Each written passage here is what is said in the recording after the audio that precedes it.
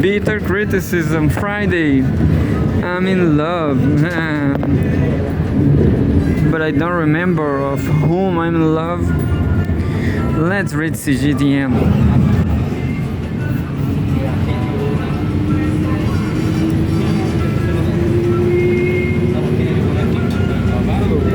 Interesting news from Brazil. President Xi says high quality development to provide more opportunities for cooperation with Brazil.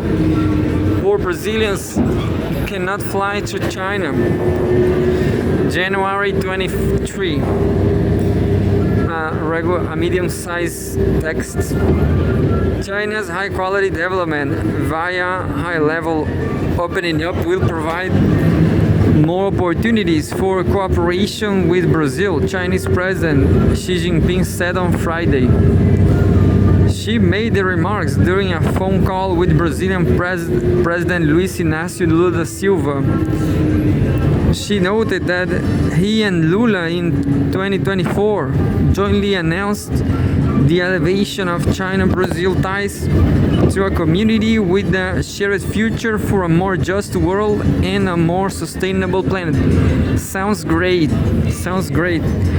I hope move to Brazil and then to China, because Chile is such a shithole.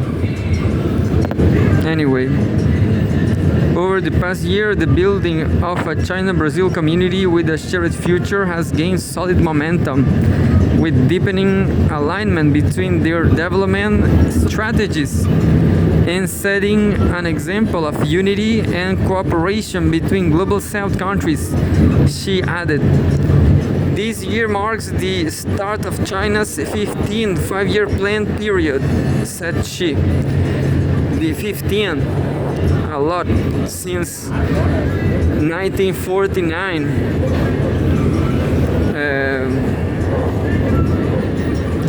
Voicing China's readiness to work with Brazil to comprehensively deepen mutually beneficial cooperation across various fields and push for greater development of bilateral relations so as to usher in an even brighter future. Amid the current turbulent international situation, China and Brazil, both important countries in the Global South, are a constructive force in safeguarding global peace and stability and providing global governance, said she. She called on the two countries to firmly stand on the right side of history, make more efforts to defend the common interests of both countries and of the global South, and jointly safeguard the central role of the United Nations as well as international fairness and justice. China is committed to always being a good friend and partner to countries in Latin America and the Caribbean, LAC, and to jointly advancing the building of the China LAC community with a shared future, he noted. For his part, Lula said that Xi's historic visit to Brazil in 2024 has elevated bilateral ties to a new height of building a community with a shared future for a more just world and a more sustainable planet, and that bilateral cooperation in various fields has made remarkable progress. Lula voiced Brazil's readiness to work with the Chinese side to push for greater growth in bilateral ties and the relationship between Latin America and China.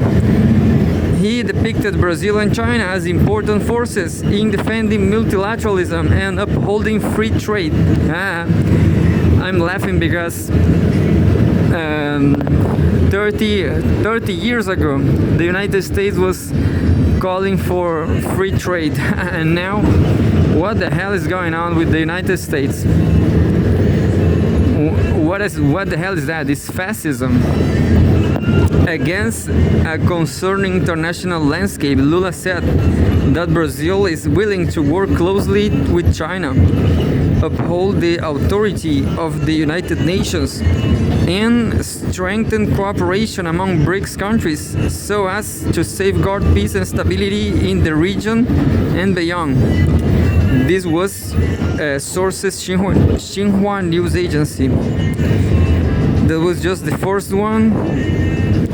I'm going to read the second. Despite is a newsletter.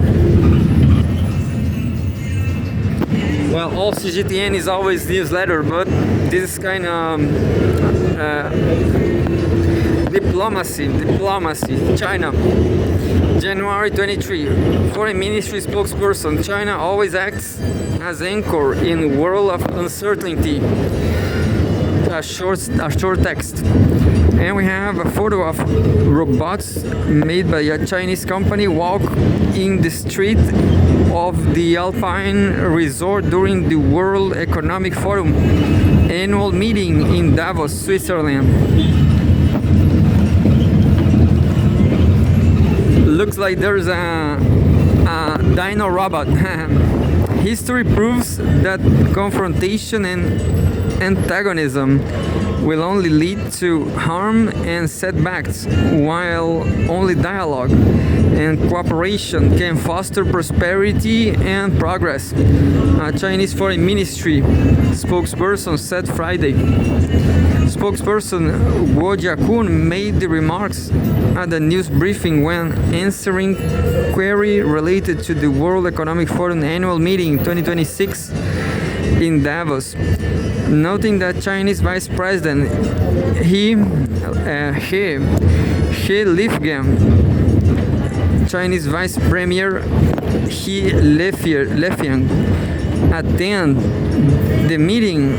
Was said his address there has sent out a positive message to the world. China is committed to advancing high quality development, expanding high standard opening up, promoting universally beneficial and inclusive economic globalization, and fostering a more just and equitable international economic and trade order.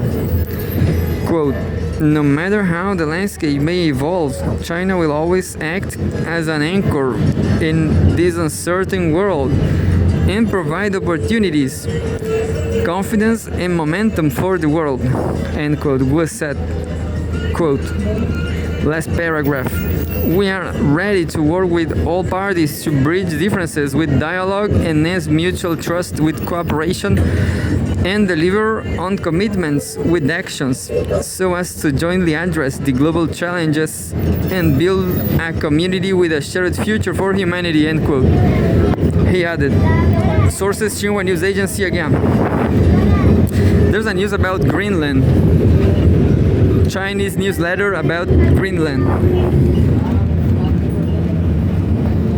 And says, world, quote, framework of a future deal, end quote, on Greenland is in discussion, but sovereignty remains red line. 2 minute regular size news. U.S. President Donald Trump said on Wednesday that talks with NATO Secretary General Mark Rutte produce, quote, the framework of a future deal with respect to Greenland, end quote, and announced he will not move forward with tariffs of 8 European countries that were scheduled to take effect on February 1st. A day later, Trump told Fox Business that the White House is negotiating a deal to secure quote-unquote total access to Denmark's Greenland with no time limit. In response, Danish Prime Minister Mette Frederiksen said on Thursday that she welcomed the talk between Trump and Rutte,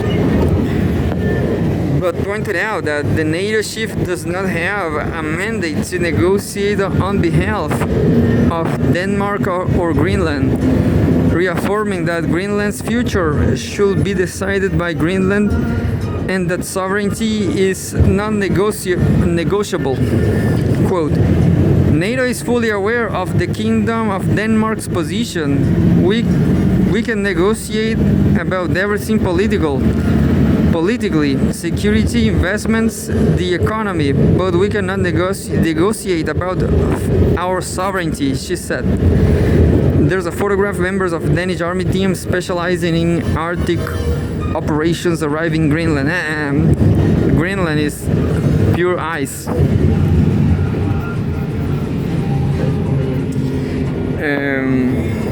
Greenland's Prime Minister Jens Frederik Nielsen said at a press conference on Thursday that he was unaware of the contents of the so-called framework, the quote-unquote framework agreement announced by Trump following his meeting with Rutte the previous day. NATO's supreme ally Commander Europe Alexis Grunkevich said at a briefing on Thursday that the organization is ready to draw up plans for an Arctic protection mission if requested. In early December 2025, NATO updated its regional boundaries and integrated its Nordic nations under the US-based Joint Force Command Norfolk. Anyway, this was with input from agencies. And unfortunately, there's two more interesting news. I'm going to read the 5 now. The previous is talking about TikTok technology. January 23, TikTok establishes new U.S. joint venture to avoid American ban. This is interesting to me as a TikToker. Now I can say I love TikTok. I'm considering upload all these videos to TikTok too. I guess I'm going to start doing it. January 23. A short text, 1 minute reading. TikTok. TikTok announced on Thursday the establishment of a joint venture, TikTok US Data Security Joint Venture LLC, TikTok USDS JV, a new entity with majority American ownership. The company will manage data protection, algorithm security, content moderation, and software assurance for TikTok's US operations. Well, I guess, I'm not sure why TikTok is not so great. It's light, it's absolutely light and fast, but there's a lot of problems of management on to editing videos, you know. At least in my profile, it's terrible. If you want to upload a single video like this one, is nice, it's fast, it's cool, better than nothing, better than everything. But if you want to edit 2 videos or more than 3 videos, you'll suffer. The announcement also noted that TikTok USDS JV will manage certain commercial activities, including e-commerce, advertising, and marketing, as well as the platform's global product interoperability. The entity represents a milestone in avoiding a US ban on the popular social media app and will allow more than 200 million American users to continue accessing the platform. According to the announcement, American and global investors will hold a combined stake of 80.1%, with Oracle, Silver Lake, and MGX each holding a 15% stake in the TikTok USDS JV. Biden's TikTok's parent company will retain 19.9% stake. The joint venture will be governed by a 7-member board of directors, which will include TikTok CEO Shou Xu. And well, the last one, I guess I'm not going to read it.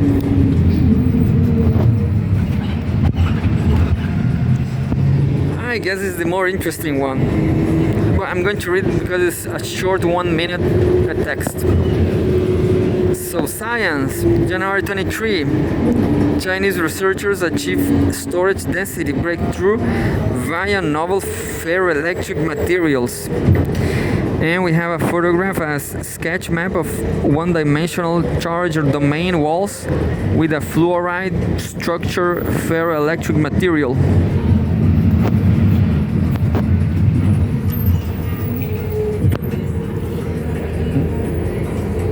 Looks fine, looks great.